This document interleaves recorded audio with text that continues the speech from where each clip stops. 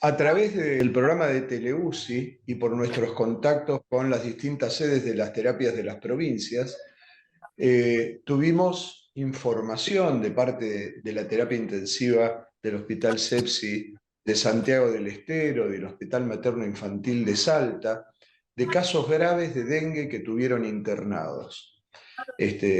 Y la verdad es que no hemos tenido nosotros la oportunidad de vivir esa experiencia y me pareció enriquecedor y así les comenté y se nos ocurrió armar un encuentro para compartir esta experiencia de casos graves de dengue en pediatría con el resto de las unidades de cuidados intensivos y hacerlo abierto a los servicios y los profesionales de los hospitales del resto del país a través de las oficinas de comunicación a distancia.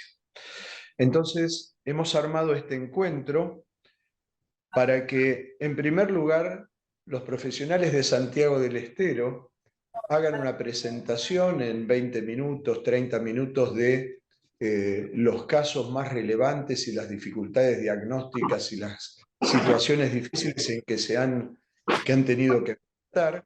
Y en segundo lugar, lo haga también la provincia de Salta.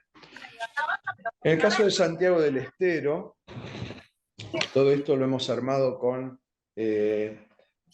Gabriela López Cruz, que es la responsable de toda el área de emergencias y de terapia intensiva del Hospital Sepsi de Santiago del Estero, Sepsi Eva Perón de Santiago del Estero, y la doctora Carolina Yoca, que es médica pediatra y médica del servicio de terapia intensiva, va a ser la que va a exponer y va a presentar los casos que ellos consideran que son los más relevantes e importantes de compartir. Seguidamente, el doctor Marcelo Ovejero, que es un bioquímico especialista en biología molecular, director del CEAM, que es el Centro de Análisis Moleculares y Metabólicos y un laboratorio de referencia para el arbovirus, nos va a dar un panorama del tema dengue en la provincia de Santiago del Estero. Seguidamente, esto lo ha organizado la doctora Gloria Méndez, que es la jefa de terapia intensiva pediátrica del Hospital Público Materno Infantil de Salta.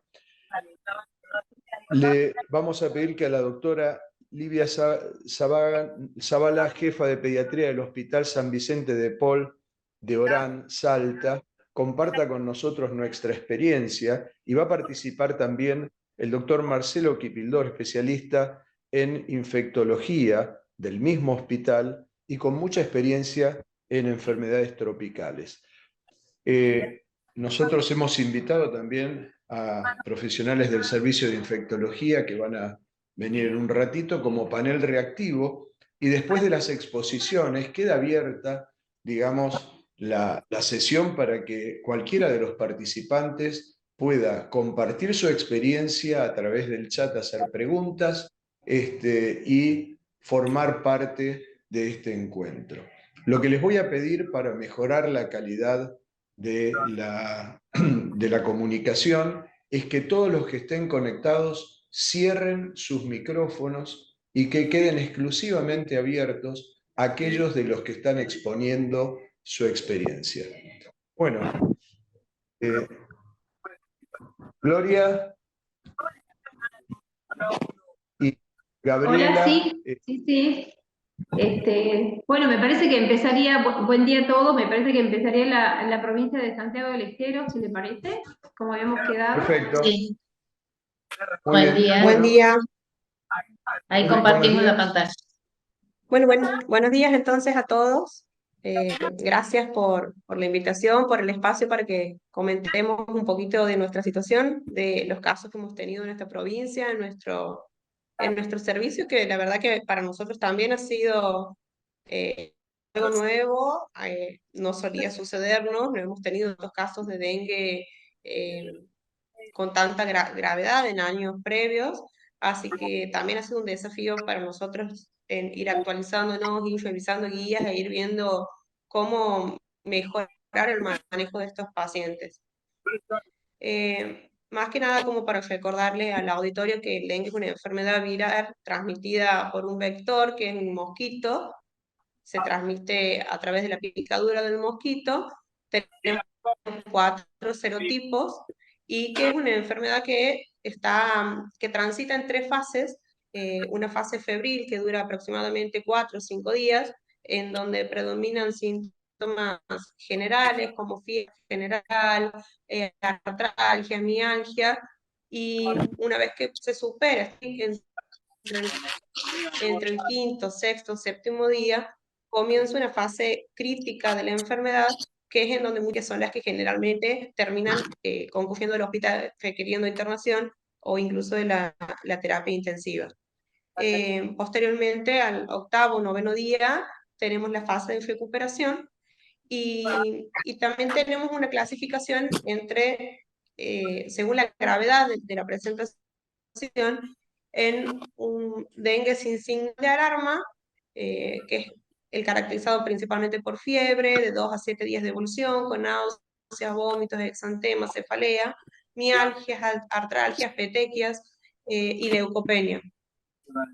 También tenemos los dengues con signos de alarma, que es aquel en el que una vez superada la fase de fiebre, o sea, cuando ya estamos en la fase febril, en la fase crítica, presentan también dolor abdominal intenso, sostenido, vómitos, se empiezan a acumular líquidos, puede haber sangrados, puede haber alteraciones del sensorio o compromiso hepático.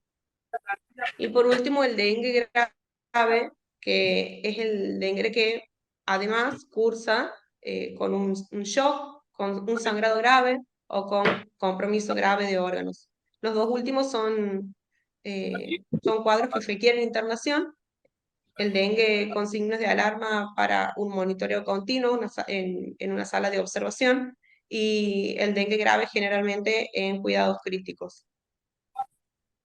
En Santiago del Estero, en realidad en el CEPSI, hemos tenido, de los 12.000 casos que se han confirmado durante la epidemia, en el periodo de marzo a mayo, hemos tenido 3.200 pacientes con un diagnóstico probable que han ingresado al hospital. De ellos, la gran mayoría han requerido internación solamente abreviada en sala de observación de la guardia. 70 han requerido pasar a la sala de internación común, y de esos 3.208 han ingresado en este periodo en la terapia intensiva. Ese número para nosotros en un lapso de 3 meses ha sido un número bastante importante, y sobre todo teniendo en cuenta de que hemos tenido 2 fallecidos de estos 8 ingresos. Les vamos a contar uno de los casos que ha sido el primero, el más relevante, a partir del cual hemos hecho una revisión y hemos cambiado un poco el manejo o más bien el abordaje más individualizado a raíz de lo que nos ha sucedido con esta paciente. Podemos ver que de los 8 pacientes que hemos tenido en la terapia, 3 pacientes se han presentado con miocarditis, 1 con una encefalopatía, un paciente que cursando el dengue se ha asociado a una apendicitis, y 3 que hemos tenido con dengue grave con shock. La primer paciente era una paciente de 13 años que era derivada del interior de la provincia, presentaba un cuadro de 4 días de evolución, con fiebre, dolor abdominal, vómitos incoercibles. La mamá ha referido que algunos de esos vómitos han sido con sangre, y ha sido medicada ambulatoriamente con ibuprofeno y con metoclopramida. Cuando ha ingresado al hospital, la paciente ha ingresado febril, con un exantema generalizado, vomitando, se ha podido constatar hematemesis, deshidratada moderada grave, con una escala de Glasgow de 15/15, muy taquicárdica y taquipneica, lo que hablaba de la descompensación, taquicárdica y hipotensa, lo que hablaba de la descompensación hemodinámica, con un examen respiratorio normal, un poco de taquipnea, y un abdomen doloroso a la palpación.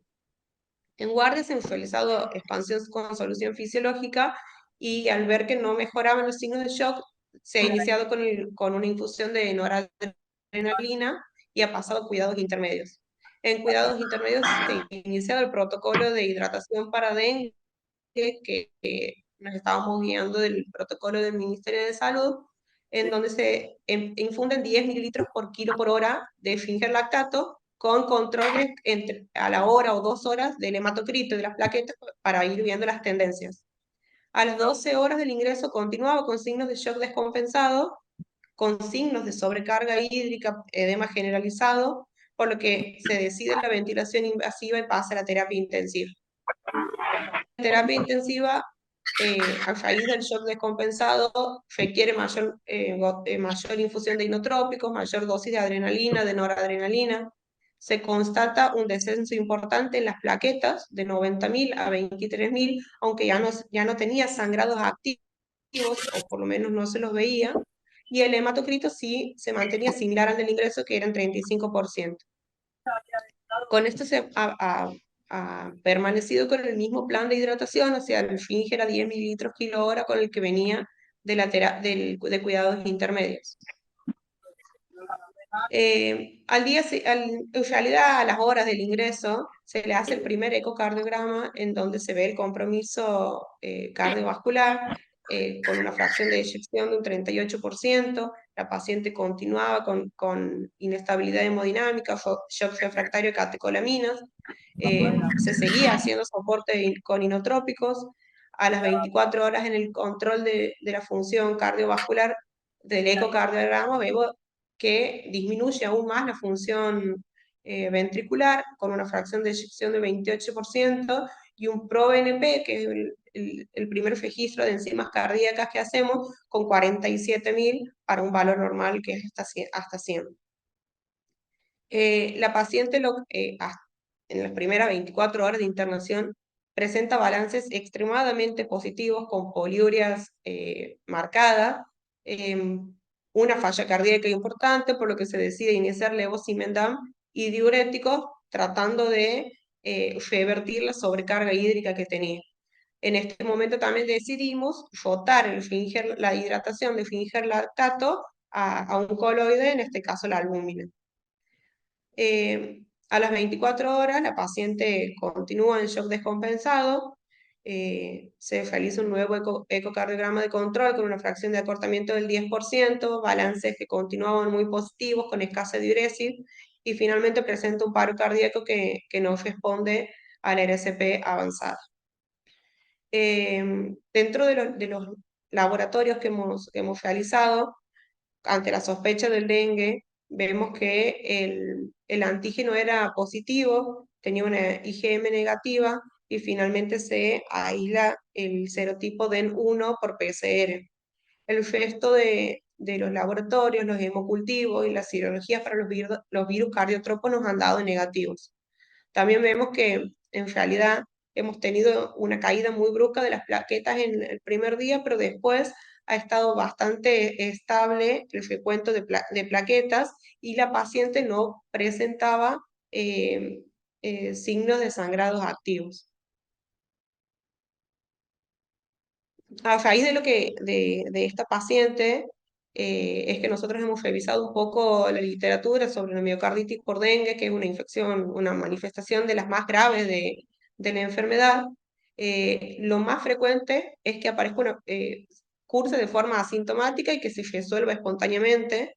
La fisiopatología no está bien establecida, pero algunos autores hablan de acción directa del virus sobre el miocardiocito y una respuesta inmune con producción de citoquinas y otros mediadores que dan como resultado de la miocarditis. Y por otro lado, el virus eleva los niveles de calcio dentro de la célula miocárdica, abre los poros de la membrana mitocondrial y activa la vía de la apoptosis. Estos son los dos mecanismos que más están avalados, digamos, con respecto a la fisiopatología de la miocarditis. Como les decía, la gran mayoría son asintomáticas, pero se pueden manifestar con precordialgia, disnea, amaurosis, síncope, o incluso, como en este caso, en shock cardiogénico. Hay que tener en cuenta que no solamente se afecta la estructura del miocardio, sino que también genera mucho compromiso de la conducción eléctrica, por lo que se pueden producir arritmias como fibrilación auricular, anormalidades del ST, bradicardias, bloqueos, extrasístoles auriculares, e incluso fibrilaciones ventriculares.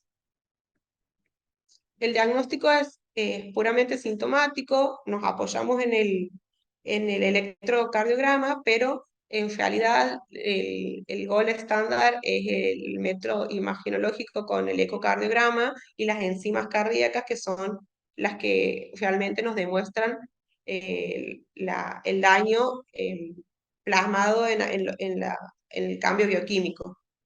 Lo que es fundamental es un alto índice de sospecha para identificarlo tempranamente y de esa manera evitar tratamientos agresivos con líquidos que en este caso, en un caso de un paciente con una miocarditis, no es lo ideal.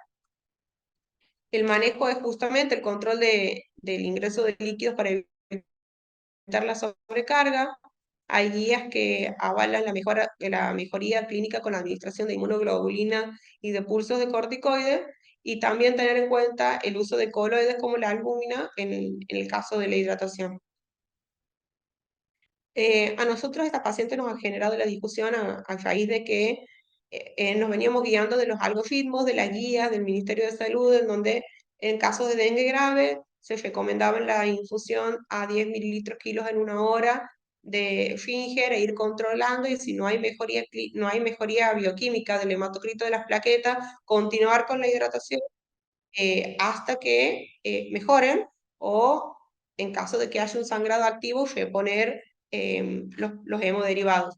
En el caso de esta paciente no tenía sangrado, no se los objetivaba, pero nunca salió del shock, por lo tanto se siguió haciendo la hidratación.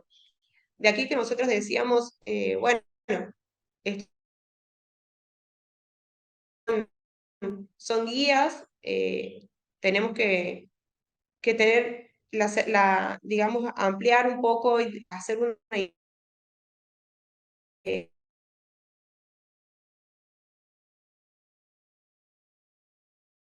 eh,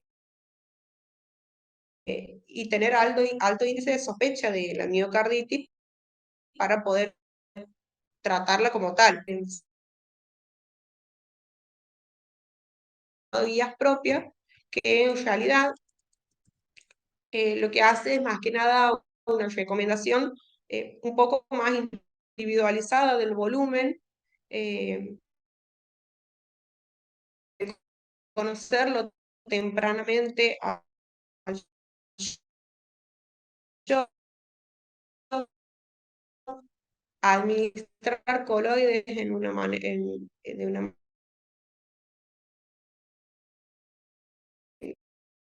un periodo un poco más temprano, y en caso de no hacer una infusión continua, constante de líquidos, sino hemos puesto como un punto, un stop, a hacer tres expansiones a 10 litros por kilo, ir revalorando, por supuesto, al paciente, siempre acompañado de los métodos complementarios, e iniciar más temprano. De esta manera, esta es la guía que a partir de este caso hemos ido manejando. En el verdad es que hemos tenido mejores resultados. Después hemos tenido otra presentación que también nos ha resultado bastante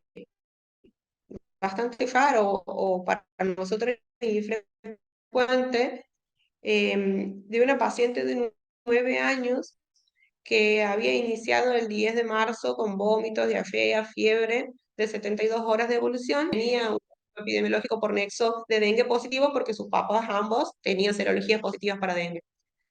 La paciente a las 72 horas mejora, y a los 7 días reinicia la fiebre y vómitos persistentes, requiere una internación abreviada en la guardia, se da de alta con pautas de alarmas en donde se habían hecho laboratorios con un hematocrito que estaba en 35, no tenía modificaciones, plaquetas sin modificaciones, se da de alta a la paciente con pautas de alarmas y en el domicilio persiste febril, sin ingesta de alimentos, y los papás lo que refieren es que comienzan a notar movimientos de hipertonía en miembros superiores y posteriormente al ingreso en la guardia, la paciente ingresa con el sensorio alternante, con alteraciones en el laboratorio, con acidosis metabólicas e hipoglucemias que han sido corregidas y a pesar de ello persistía con una irritabilidad muy marcada.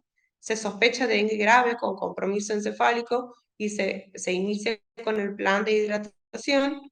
Se han hecho en 2 oportunidades, se ha realizado una tomografía normal y se ha decidido el pase a terapia intensiva.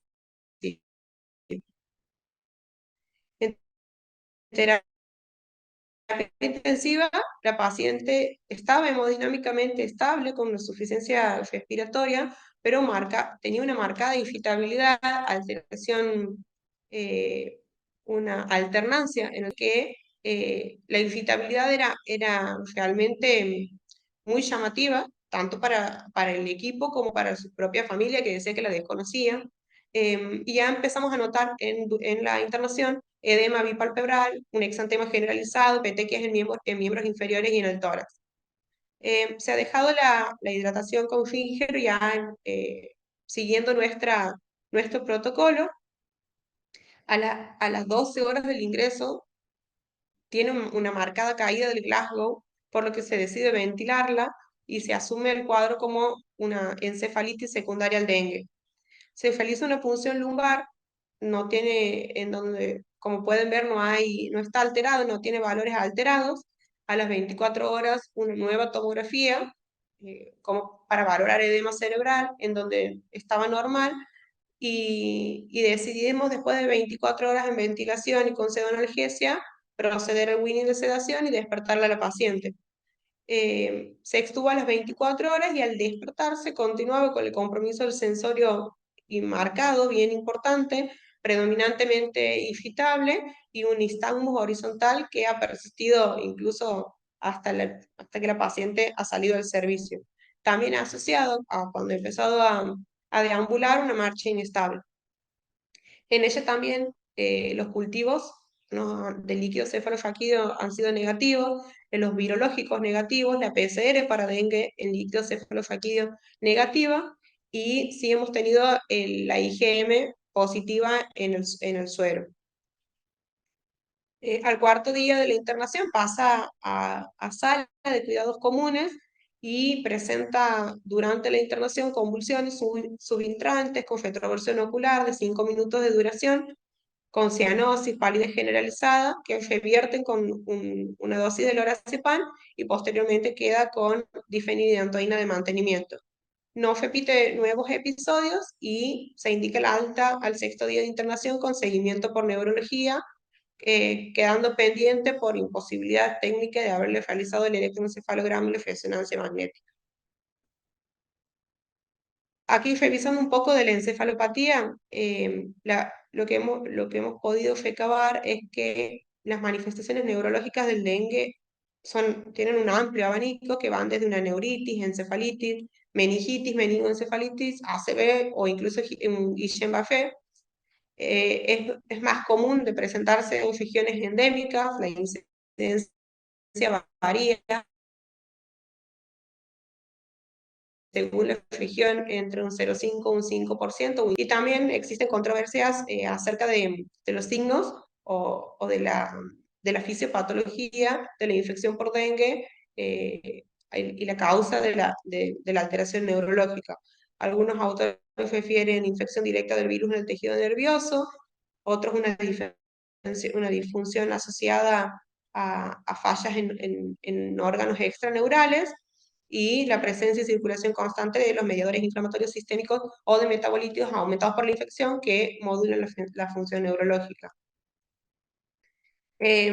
Como métodos complementarios, requieren nada más que análisis clínicos, la función lumbar para descartar otras patologías, el manejo del medio interno, conocer el medio interno, la glucemia, proteinuria, glucofagia, y la detección de IgM o PCR en líquido cefalorraquídeo en caso de que esté disponible. Las neuroimágenes también nos ayudan y el manejo es puramente sintomático porque en realidad no existe un tratamiento para la encefalopatía. Lo que cabe destacar también es que si bien algunos pacientes presentan encefalitis, que se define por la inflamación del parénquima asociada a la infección, asociada a la infección por un patógeno neurotrópico, que inducen fiebre, disminución de la conciencia, cefalea, convulsiones, también se pueden manifestar como una encefalopatía en la que las alteraciones de la conciencia no tienen que ver con la acción la acción directa del virus sobre el sistema nervioso, sino como les decía, fundamentalmente por los desórdenes metabólicos que se producen. En nuestro caso, nuestra paciente, la conclusión es que en realidad ha sido una encefalopatía porque no se ha aislado el virus en el líquido cefalorraquídeo. Bueno, esos han sido los dos casos más relevantes que hemos tenido. Ahora le doy lugar al doctor Ovejero para que nos cuente un poco sobre lo que ha sucedido en Santiago del Estero. Bueno, mi idea es mostrarles un pantallazo general sobre el brote de dengue en la provincia y específicamente focalizarme en la presentación inusual de casos graves que hemos tenido durante este brote. La siguiente diapositiva. Este brote de dengue en la provincia ha sido el brote más grande que hemos tenido de los 5 brotes de dengue que ha tenido la provincia de Santiago del Estero, caracterizado principalmente por la circulación del serotipo DEN2.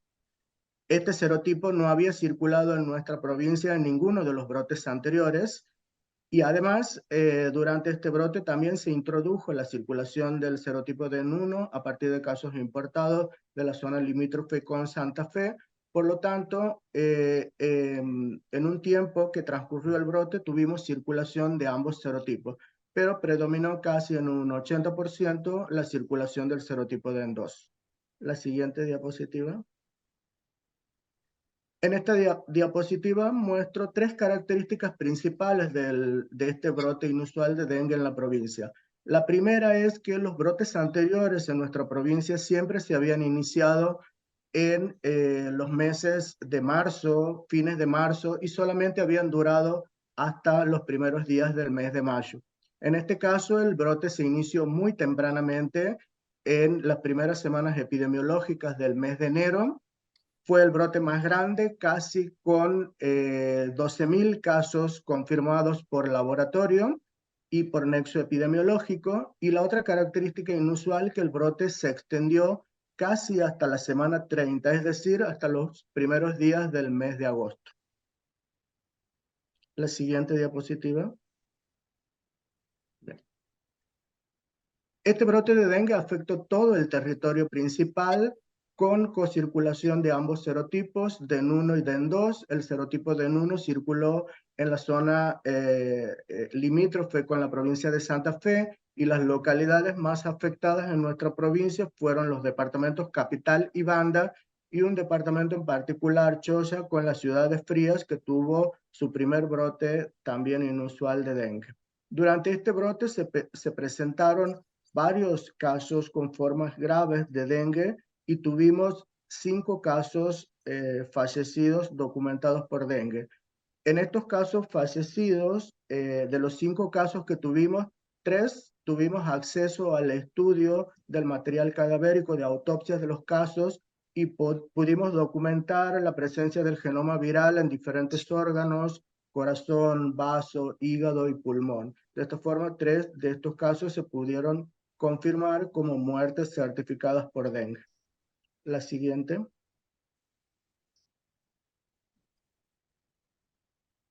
En cuanto a los casos de dengue en pediatría, se presentaron aproximadamente unos 2.000 casos, de los cuales 359 pudimos confirmarlos por laboratorio. Como ustedes observan en el gráfico, se afectó en forma indistinta tanto en niñas como en niños. Y en cuanto a las edades, fueron inusuales los casos de dengue en niños menores de 1 año, mientras que la mayor tasa de incidencia fue alrededor de entre los 11 a los 15 años. La siguiente. Una de las formas clínicas de presentación de dengue que tuvimos oportunidad de ver en este brote como una forma inusual de presentación fueron las complicaciones neurológicas asociadas a la infección por dengue. Estas complicaciones neurológicas no las habíamos visto en los 4 brotes de dengue anterior, por lo tanto, esta fue una presentación inusual que se dio tanto en adultos como en niños. En esta tabla resumimos los 12 casos de complicaciones neurológicas que pudimos estudiar por laboratorio. En amarillo están resaltados los casos pediátricos. Tuvimos casos pediátricos en un rango de edad entre 6 meses a los 13 años de edad.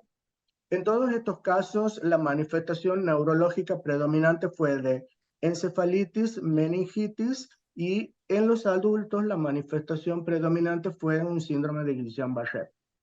En ambos casos se pudo documentar la infección por dengue por la investigación de las pruebas para confirmar por laboratorio en muestras de suero, pero también en los casos de complicaciones neurológicas tuvimos acceso al estudio de las muestras de líquido cefalorraquídeo de los pacientes.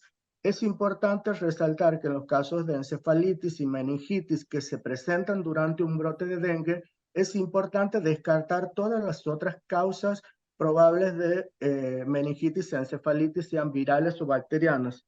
Esto lo pudimos realizar a través de pruebas test rápidos moleculares de tipo de film array para descartar todas las causas probables de encefalitis y meningitis, y en las muestras de líquido cefalorraquídeo determinamos la presencia de antígeno NS1, de anticuerpos de tipo IgM y la detección del genoma viral. En los casos pediátricos, en ninguno de los casos pediátricos se pudo detectar el genoma viral en las muestras de líquido cefalorraquídeo. Por lo tanto, la bibliografía establece que en los casos en los que no se puede detectar el genoma viral en las muestras de líquido cefalorraquídeo o en su defecto el antígeno NS1, uno tiene que pensar que la encefalitis o meningitis puede ser secundaria al dengue por una falla multiorgánica o por una disfunción inmunológica. En cambio, en el caso de los adultos, en 2 casos de adultos sí pudimos confirmar la infección por dengue en el tejido cerebral, detectando el genoma del virus en las muestras de líquido cefalorraquídeo. Por lo tanto, para concluir, simplemente resaltar que este brote en nuestra provincia fue un brote inusual, con también la presentación inusual de complicaciones neurológicas que no habíamos visto en brotes anteriores, la importancia de pensar en encefalitis y meningitis asociadas a infección por dengue en el contexto de un brote epidemiológico, y tener presente las pruebas de laboratorio importantes para el diagnóstico de este tipo de complicaciones neurológicas, las muestras de líquido cefalorraquídeo y sobre todo la posibilidad de descartar mediante otras pruebas moleculares de tipo rápido las otras causas más probables de encefalitis o meningitis. Muchas gracias. Le damos el pase a la doctora Livia Zavala, que está en el Hospital de Orán, que es una ciudad que es del interior de Salta. Está con otros médicos pediatras, así que van a presentar la experiencia del Hospital de San Vicente de Paul en esta patología de dengue este año.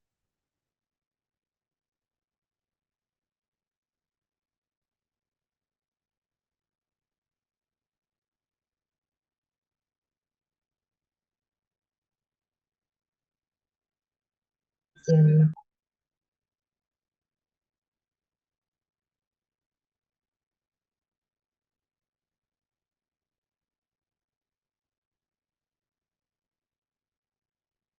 Hola, buen día. ¿Se escucha? Hola Livia, sí, perfecto. Bueno, un saludo a todos. La verdad que, como decían, esto de poder compartir la experiencia, en este caso, bueno, nosotros en el Hospital de Orán tuvimos, bueno, todo un tema con el brote que nos enseña a todos, realmente los pacientes, y bueno, y obviamente en el caso que ahora queremos manifestar y mostrar todo lo que se trabajó en esta etapa. El brote de dengue, bueno, en realidad nosotros en este periodo que tuvimos, que fue lo máximo, digamos, la presentación de la mayor cantidad de casos que tuvimos, de febrero a julio más o menos, fue el mayor auge en nuestro hospital.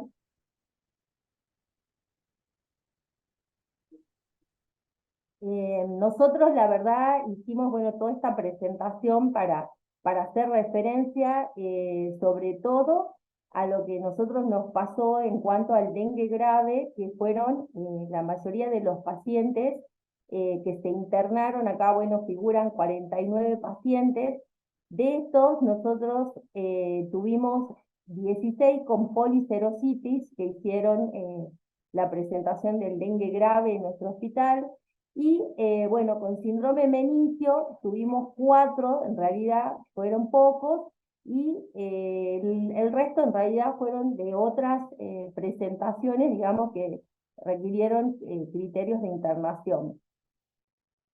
En cuanto al sexo, hablamos acá que la mayoría de los pacientes que tuvimos nosotros eran varones, como verán, el mayor porcentaje fueron varones. Después, en cuanto a la clínica, la verdad que los pacientes, la mayoría, como pueden ver, todos los pacientes entraban con el síndrome febril. La mayoría ya, bueno, un síndrome febril, como sabemos en el dengue, ya más de 7 días.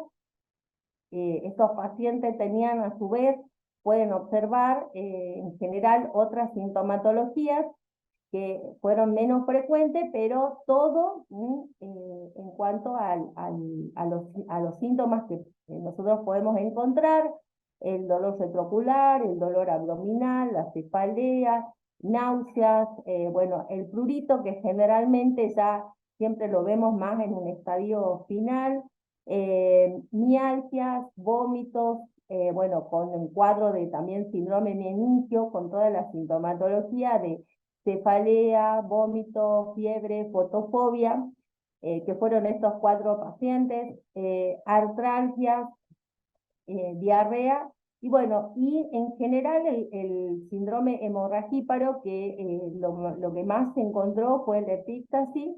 En estos pacientes fueron pocos los pacientes que ingresaban con melena, pero bueno, y obviamente ya clínica de petequias, equimosis en algunos casos. En cuanto a lo que nosotros queremos remarcar, que fueron nuestros pacientes con dengue grave, con policerositis. Estos pacientes, bueno, como ven, todos los pacientes en general habían ingresado ya con derrame pleural bilateral, con líquido en cavidad abdominal. En general, la mayoría de los pacientes había líquido en Douglas y en Monson, y en terrazas, y después el derrame pericárdico que se encontró casi en todos, salvo en 2 pacientitos de estos que tenían policerositis. En cuanto al rango de edades de estos pacientes, la verdad, también estos pacientes nos llamó mucho la atención para que vean ahí en el gráfico. Bueno, están todos los pacientes internados en general. La mayoría fue en el grupo etario de 11 a 14, ¿sí? Pero los pacientes que tuvimos con mayor complicaciones fueron los menores de 1 año. Sí, tuvimos pacientes desde un mes de vida, que bueno, fue muy complicado también el tratamiento en estos pacientes que habían hecho policerositis. ¿Por qué? Porque en realidad todos los pacientes con policerositis se hacía, digamos, el diagnóstico, y los pacientes que entraban a la terapia porque necesitaban obviamente un mayor monitoreo y el control más estricto del tratamiento y bueno, y de la evolución.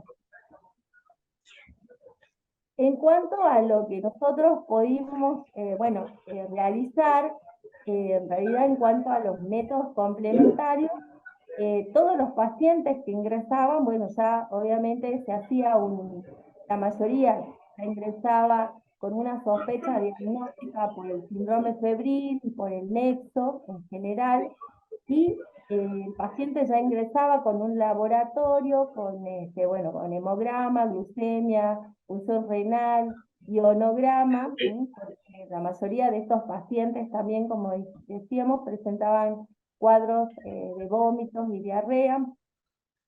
Los valores, para remarcar acá, los valores más altos que tuvimos, que bueno, son los valores que nos llamaban la atención, en cuanto a todos los pacientes que tuvimos, las LDH, que tuvimos más de 5.000, y en el hepatograma, BOT más de 1.000 y GPT más de 800. Acá para remarcar, digamos, de todos estos pacientes, nosotros los valores que, bueno, llegamos a tener en cuanto al laboratorio.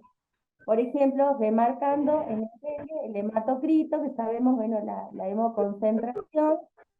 Como verán ahí, bueno, tenemos muy variables, pero muchos pacientes ingresaban también con hematocrito bajo, menos de 34, y después tenemos un mayor aumento también, esto fue, digamos, en cuanto al tiempo de internación que tenían los pacientes, que se les pedían los controles de laboratorio, y podíamos ver que hacían esta hemoconcentración, llegaban a 55 veces de valores de hematocrito, ¿sí?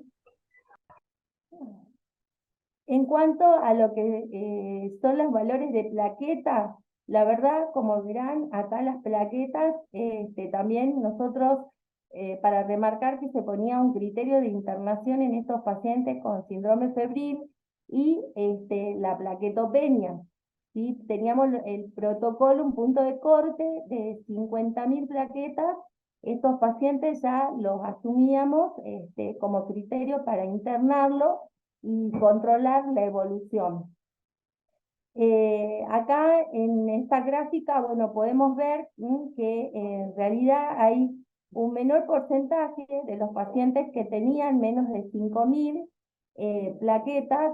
Llegamos a tener 1.000 plaquetas en un paciente que en realidad tenía un buen estado general y bueno, se recuperaban todo solamente con la misma hidratación.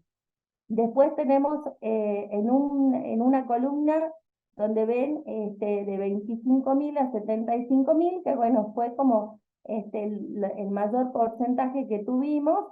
Y bueno, en general, nosotros para ver en estos pacientes la evolución, siempre a menos que el paciente tenga en algún momento alguna desmejoría, se hacía, si no, protocolizábamos pedir cada 48 horas los laboratorios. En cuanto a los glóbulos blancos, también el marcador en esta enfermedad por la leucopenia.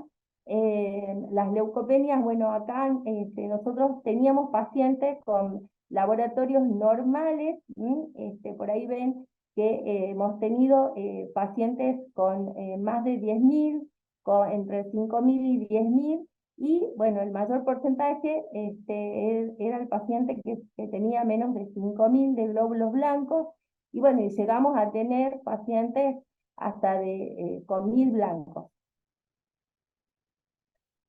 En cuanto a lo que nosotros por suerte tenemos para la serología, contamos acá con el hospital, el laboratorio de tropicales, que es referente en esta zona, endémica para el diagnóstico de muchas patologías.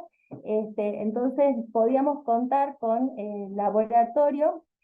Cuando empezó este brote, la verdad que lo que hay que remarcar que había pacientes que ya tenían un nexo epidemiológico, una clínica, pero, y un laboratorio compatible con dengue, pero empezaron a hacer las serologías, las muestras tempranas en estos pacientes NS1, y la verdad que había muchos pacientes que empezaron, tanto niños y adultos, a dar de resultados negativos. Entonces ahí es donde se implementó empezar a hacer PCR viral para poder hacer la confirmación. Y ahí, bueno, en la mayoría también, ya les voy a mostrar, bueno, en general tuvimos que hacer diagnóstico por nexo epidemiológico porque, como pasa en todos los lugares, en un momento ya de brote, la verdad que se hacía muy difícil también para el laboratorio poder hacer, digamos, las serologías a todos los pacientes. Bueno, remarcar que nosotros, todos los pacientes que tuvimos, todos los pacientes tuvieron el serotipo de EN2, que bueno, sabemos que es el que se presenta con más criticidad en los pacientes. Acá para que remarcar lo de la serología, bueno, en general, NS1 y el nexo, bueno, fue también una manera de hacer el diagnóstico, ya pasando la mayoría, hacíamos IgM, esperábamos un tiempo para hacer el diagnóstico en los pacientes que no estaban muy críticos, porque nos hacía difícil que le puedan hacer a todos los pacientes.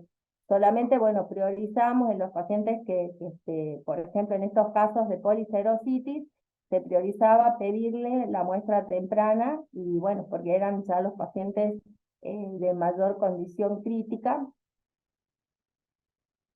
Acá, en cuanto a lo que pudimos hacer también nosotros en los diagnósticos, fíjense, casi es igual, digamos, el diagnóstico NS1 más IgM, y lo que hacíamos por el diagnóstico de nexo más un laboratorio y la clínica. En realidad ya eso fue a medida que, bueno, iba avanzando, iban aumentando los números de casos de pacientes. Nosotros los métodos complementarios, bueno, la radiografía, la verdad que bueno, al ingreso, la mayoría de los pacientes ingresaban todos con radiografía, porque también se sospechaba por clínica a veces que el paciente podía tener una policerositis. En realidad, a raíz del dolor abdominal era nuestro parámetro de todos estos pacientes que ingresaban para sospechar ya una policerositis. Entonces se hacían las radiografías, que en general las radiografías, la mayoría al ingreso eran normales, y bueno, y acá como vemos, nuestra gran ayuda, poder hacer las ecografías, y esto, bueno, ya cuando hacíamos ya teníamos una sospecha, el paciente ingresaba y, bueno, se hacía la ecografía, y después lo normatizamos, ir haciéndolo cada 48 horas para ver la evolución. La mayoría de estos pacientes, en realidad, de los que mencionaba de policerositis, estaban en control en la terapia, y bueno, y el seguimiento también después, posterior del alta, también se lo hacía cada 48 horas. Se los controlaba clínicamente y bueno, con ecografía. En cuanto a las medidas que nosotros pudimos, bueno, hacer con estos pacientes en cuanto al tratamiento, La verdad, bueno, lo principal en todos estos pacientes era la medida del sostén respiratorio. La verdad que eran pacientes, como comentaba, que ingresaban bueno, con una sospecha, después se hacía la ecografía, y teníamos, digamos, el monitoreo que le hacíamos en la terapia. Nosotros tuvimos, acá, bueno, figuran dos pacientes, en realidad dos pacientes tuvimos, perdón, acá figura ARM, que bueno, es muy poquito, y fueron esos dos pacientes que tuvimos con dengue grave. Estos pacientes hicieron un shock séptico, ingresaron, bueno, por dolor abdominal y en general, bueno, estos pacientes con, perdón, compromiso abdominal, gastroenteritis, y bueno, uno de estos pacientes, para comentar rápidamente estos casos, este paciente, uno fue de 3 meses, que en realidad se hizo un diagnóstico porque ingresó con síndrome febril, una gastroenteritis, llevó a esto una deshidratación y a un shock, y se lo asumió en su momento como nexo epidemiológico. Este bebé, bueno, nos dio la muestra temprana, duró 5 días, estuvo 5 días en respirador. La muestra temprana fue negativa en realidad, NS1, y bueno, y después ya le hicimos post-mortem IgM, pero era poco el tiempo, en realidad no pudimos determinar, porque había un nexo de la mamá que bueno, había cursado hace unos días con síndrome febril, que lo asumimos también a este paciente. Tenía a su vez una intoxicación folclórica, que en ese tiempo, bueno, estaba, como habrán escuchado, en la papaya. Bueno, a este bebé la mamá también le había administrado, entonces se sumaba la intoxicación, digamos, de este niño ya cuando estaba en respirador, todos los trastornos metabólicos que tuvo.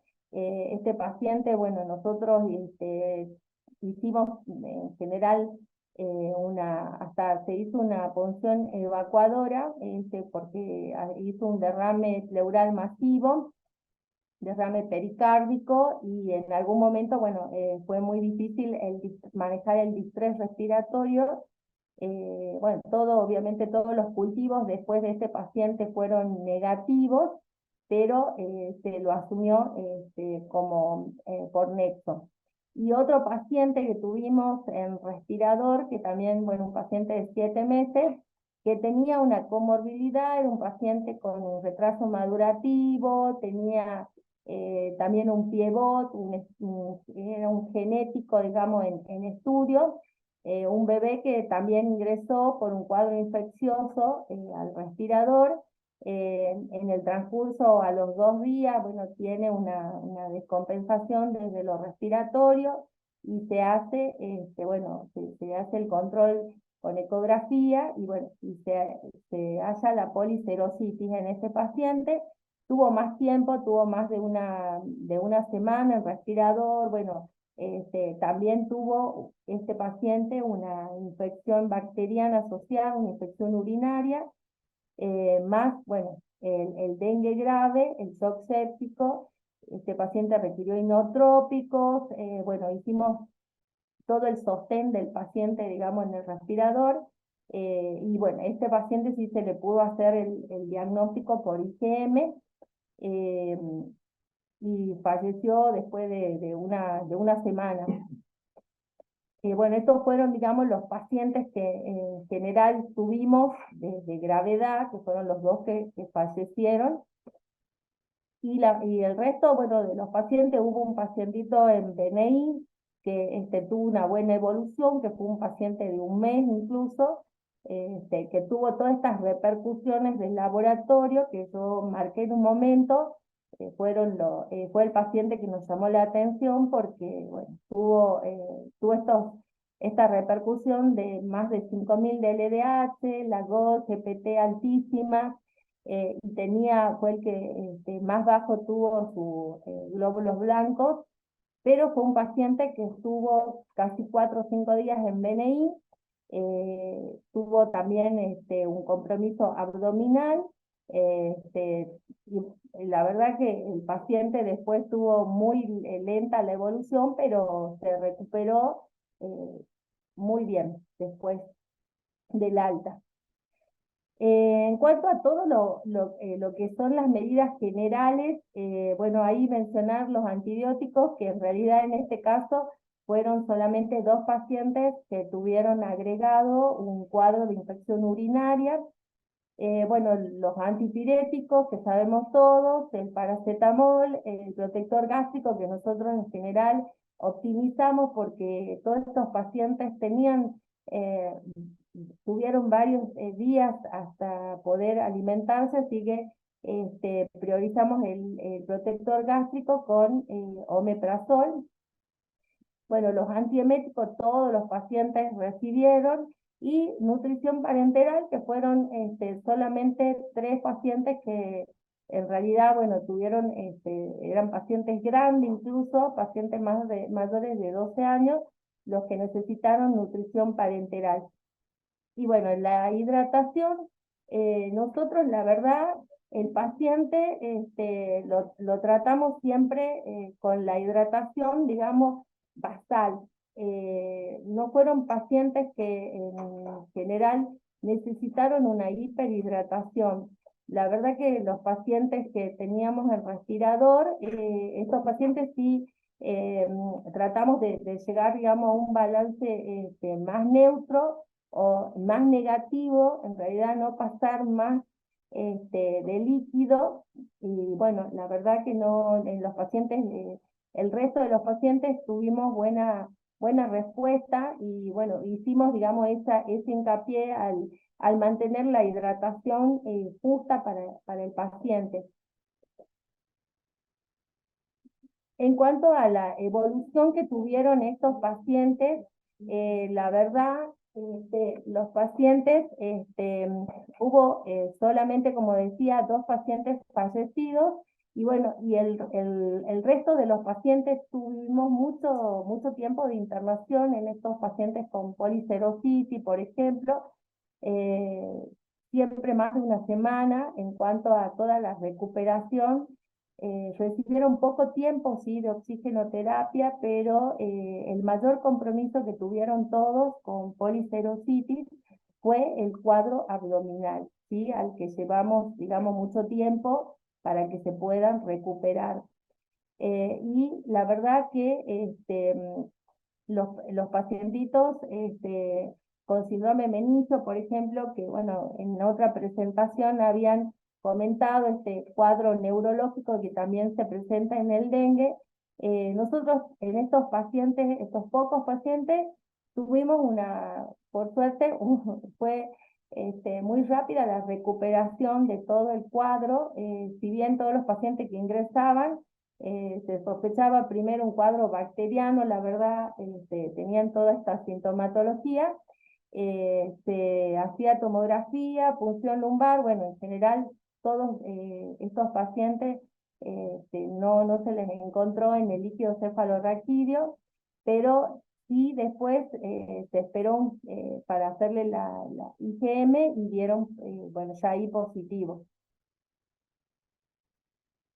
La conclusión, bueno, a la que llegamos nosotros en esta zona, nosotros somos, bueno, endémicos de esta patología. La verdad que todos los años nosotros hemos tenido presentaciones de pacientes que siempre, digamos, han mostrado diferencias, pero la verdad que en este año nos ha tocado una gran cantidad de casos, como decíamos, con dengue grave, con policerositis en estos pacientes.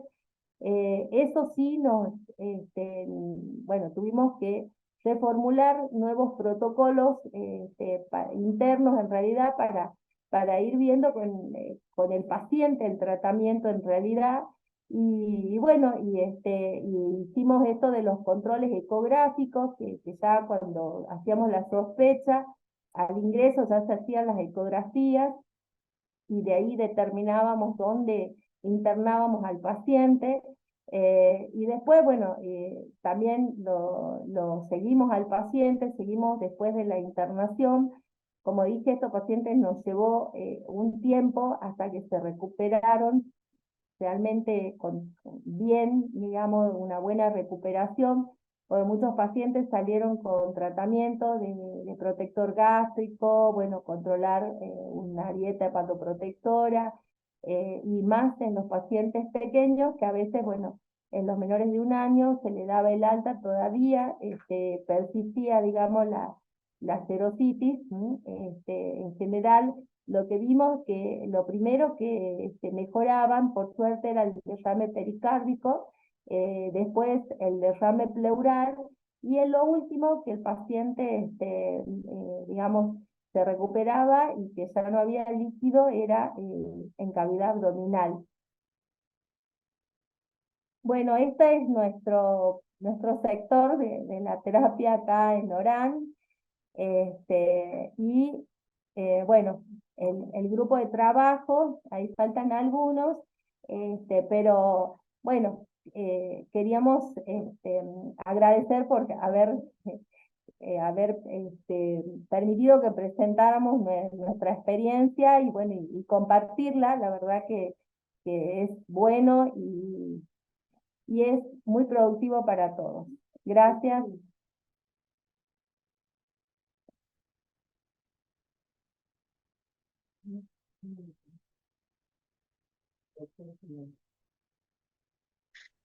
Si quieren, para seguir, por ahí vamos a charlar 2 minutitos con el doctor Marcelo Kipildor, que es infectólogo y trabaja también en el Hospital de Orán y también acá en el materno infantil. ¿Sí? Es uno de los, digamos, infectólogos que sigue a estos pacientes con dengue y tiene amplia experiencia en estas patologías. ¿Qué tal? Muy buenos días. Muchas gracias por la invitación. ¿Se escucha bien? Sí, perfecto. Bueno, muy buenas las presentaciones. La idea era compartir esto de dengue, que realmente uno cuando ve este año y dice, ¿por qué tuvimos dengue grave? Y pueden ser muchas respuestas. Una puede ser por la forma de presentación clínica que tuvimos con el paciente. Circuló un serotipo 2, pero que en su genotipo es un genotipo nuevo, un genotipo cosmopolitan, que antes no estaba en las Américas y se hizo presente. Entonces, todo este impacto que hubo en el 2023 de dengue fue esto, ¿no? Las manifestaciones digestivas, las manifestaciones neurológicas y las cardiológicas que presentaron.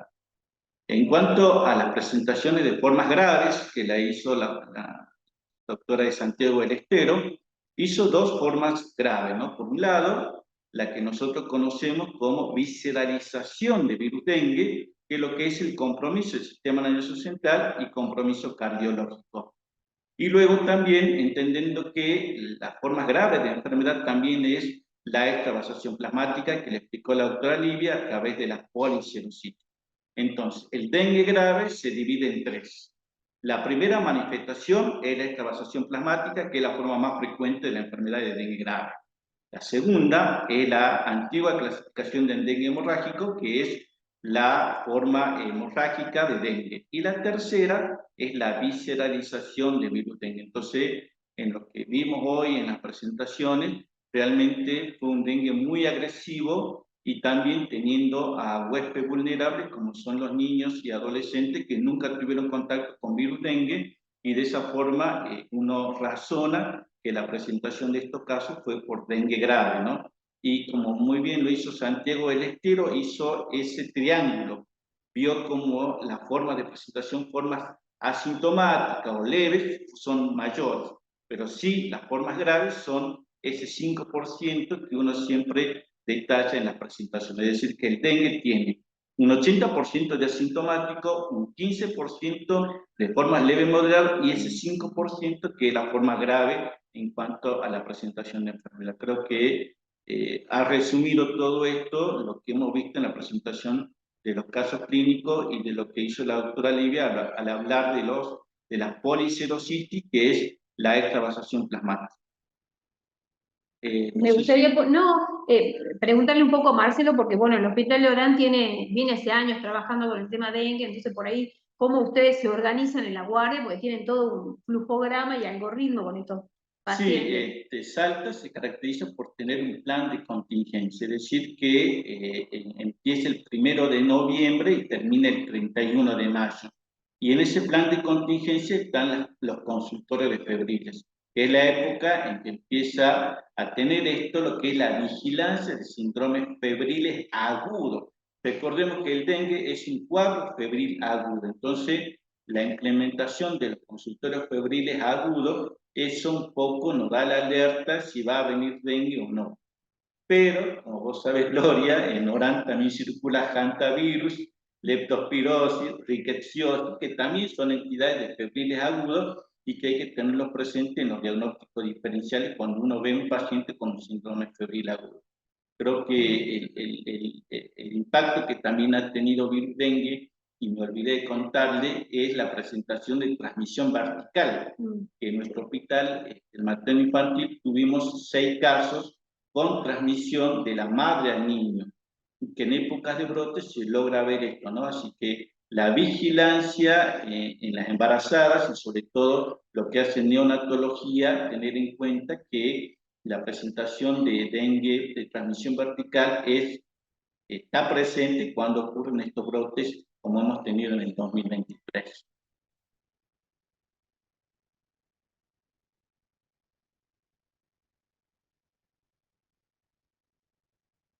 No sé si quieren hacer algún aporte O preguntas. preguntas, ustedes son los que dirigen.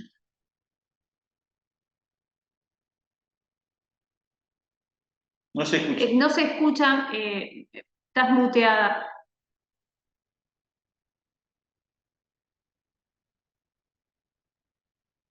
O a lo mejor hay que habilitar. Gracias.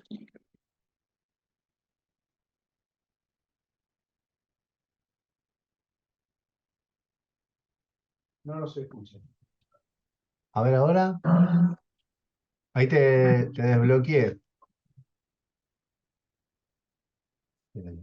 Espera, dame un segundo. No sé, no, a la sala de reuniones, por ahí no se escucha, donde está la doctora.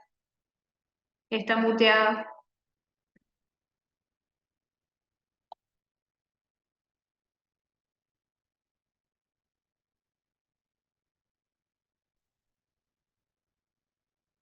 Si quieren, vamos escuchando, no sé, Oscar López, no sé qué pregunta querías hacer, tiene levantada la manito.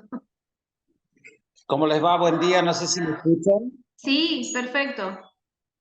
Mire, le estoy hablando, soy médico pediatra infectólogo de Posadas Misiones y Buen primero que día. nada quiero pedirles disculpas porque recién pude entrar al Zoom. Nosotros teníamos los días miércoles, día de nuestro Ateneo Central, y quería hacer un par de consultas con respecto a los casos de policerositis. Primero, saber si, a lo mejor lo describieron y vuelvo a pedir disculpas, si se detectaron previamente signos de alarma en estos pacientes, que es en lo que más hincapié nosotros hacemos a nuestros médicos, detectar los signos de alarma. Esto como primera pregunta. Y la otra pregunta es si se dosó IgG para saber si era una reinfección o una primoinfección, que si en la reinfección, como sabemos, por el efecto inmunitario, es más fácil de que pueda haber un dengue grave.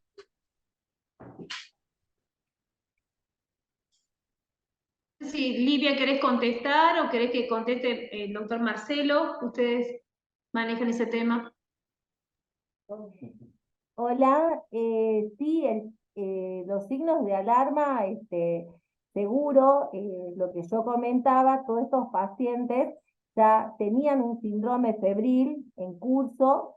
Después, bueno, en la emergencia o los pacientes que en algún momento de consultorio también ya se hacía la sospecha por ese síndrome febril, en ese momento obviamente sin causa.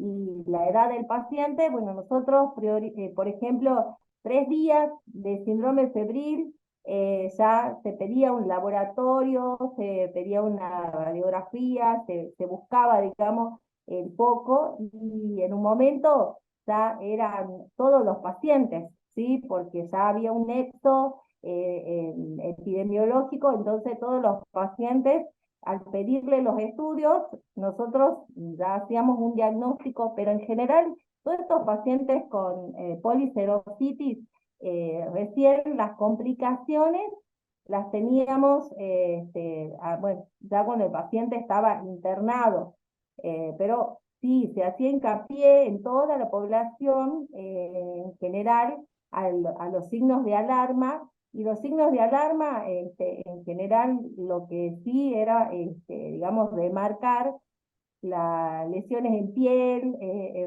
hemorragias, y bueno, los más grandes, si referían dolor abdominal, ya nos hacían sospechar, y estos pacientes, bueno, nosotros en el servicio nos llegaban ya con el criterio para internarse. Y que es que la verdad que habíamos hecho un pedido, solamente un paciente en puntual se hizo, digamos, IgG, porque, como decía, ya en un momento a todos se los asumía por nexo, cuando había un aumento de casos, era muy difícil, pero a los pacientes que sí estaban internados y policerositis, a esos pacientes sí, a todos bueno, se pidió, digamos, las serologías. Sí, Griselda, quería conocer un comentario tuyo en base a tu experiencia y a la exposición tan rica que hemos presenciado.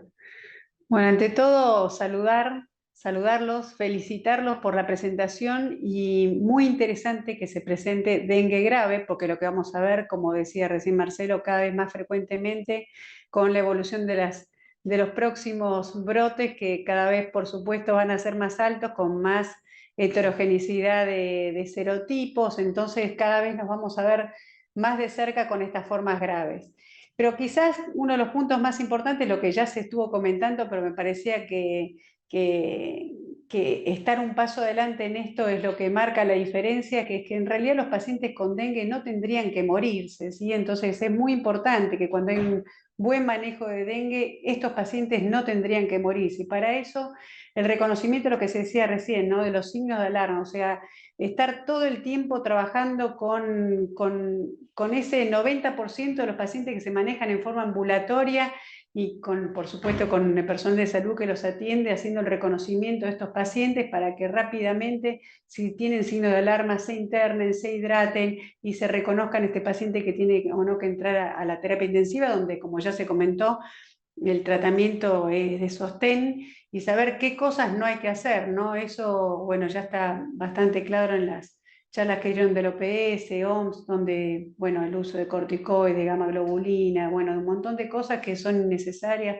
o transfusiones que no requieren los pacientes. Entonces, cada vez lo tenemos más endémico. Nosotros que estamos fuera de la endémica todavía es epidémico, porque tenemos periodos sin dengue, pero bueno, se incorpora a nuestro calendario, y recordar que, como ya también se comentó, es diagnóstico diferencial de otras enfermedades que van circulando en simultáneo, entonces todo el tiempo tenemos que estar haciendo el ejercicio clínico y con el laboratorio.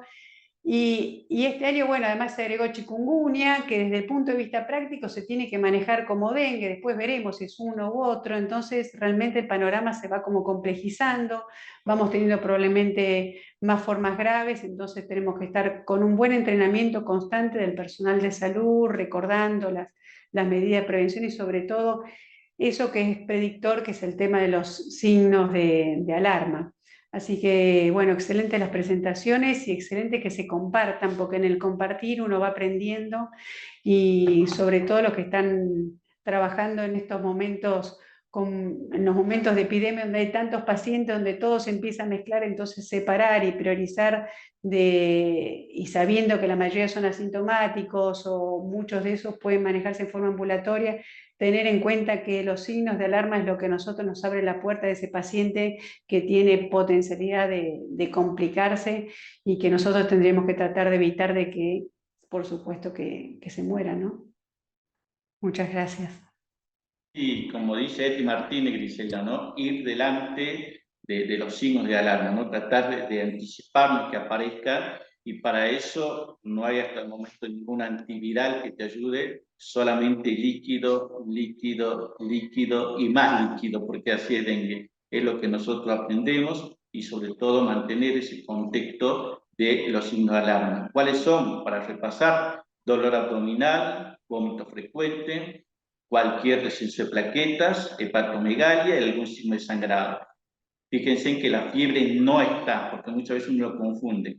Justamente desaparece la fiebre y hay que abrir grandes los ojos, porque allí van a aparecer los signos de alarma. Aproximadamente entre el cuarto y el quinto día, que es lo que uno tiene que pensar, que cuando desaparece la fiebre, ahí nos tenemos que preocupar y adelantarnos con mucho líquido, porque eso es dengue.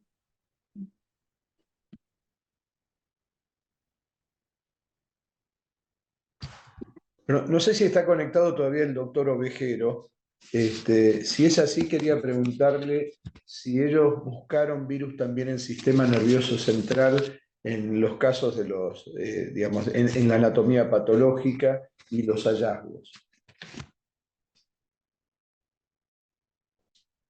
Sí, justamente nosotros tuvimos 5 casos fatales de dengue, todos en adultos. De esos casos fatales de dengue, en 3 tuvimos acceso al estudio de los órganos. Nosotros, en el departamento de virología, hicimos los estudios virológicos tanto para la detección de anticuerpos, antígeno NS1 y la detección de genoma viral. Todas esas pruebas resultaron positivas en múltiples órganos, sobre todo en vaso y en hígado. Los resultados de anatomía patológica, lamentablemente, no los dispongo, no, porque en esos 3 casos, como tuvieron un impacto por el cuadro clínico y el fallecimiento, esos casos se judicializaron y actualmente están en causas judiciales, por lo tanto no tengo acceso a los resultados forenses de la anatomía patológica. Muchas gracias.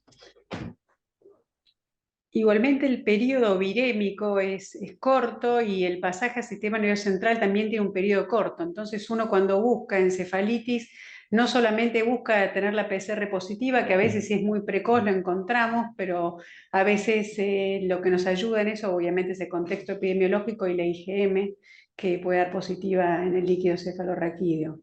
Entonces, Justamente eso remarcaba la importancia de estudiar los 3 parámetros en el líquido cefalorraquídeo, pero uno puede tener antigenemia NS1 también en el líquido cefalorraquídeo y sobre todo IgM, sobre todo cuando el caso de encefalitis por dengue se puede dar por invasión directa del sistema nervioso central o también por complicaciones multiorgánicas que aparecen posteriormente después de la fase aguda de dengue. Y ahí, en ese caso, es importante la detección tanto de IgM en el líquido cefalorraquídeo, cuando ya no es posible la detección del genoma viral.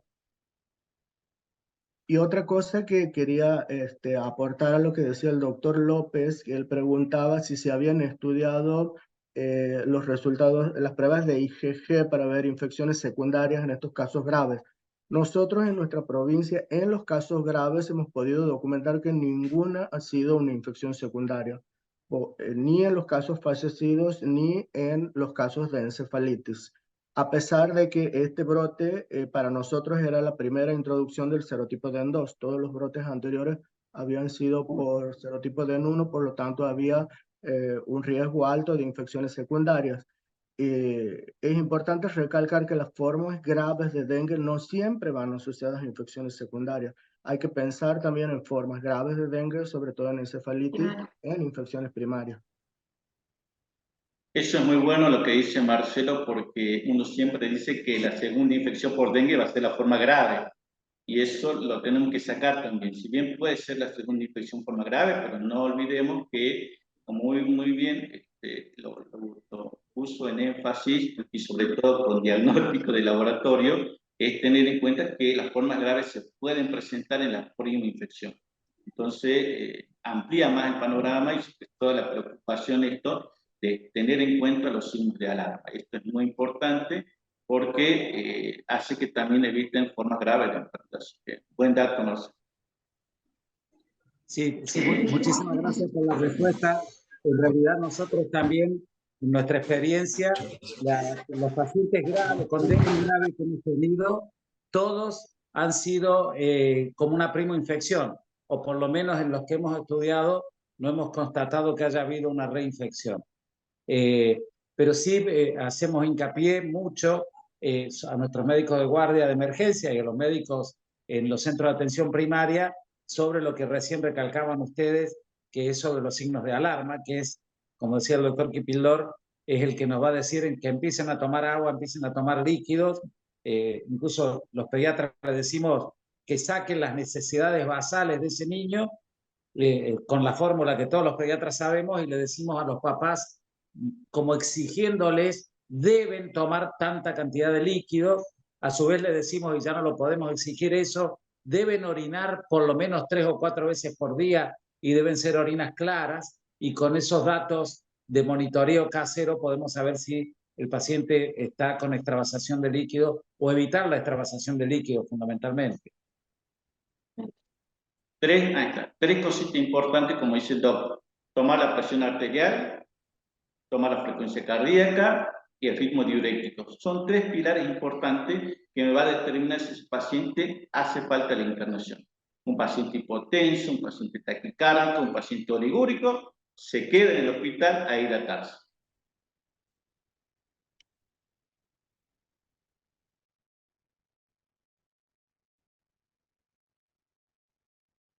Ha sido un encuentro muy enriquecedor, con un intercambio fluido, con experiencias de distintos lugares del país.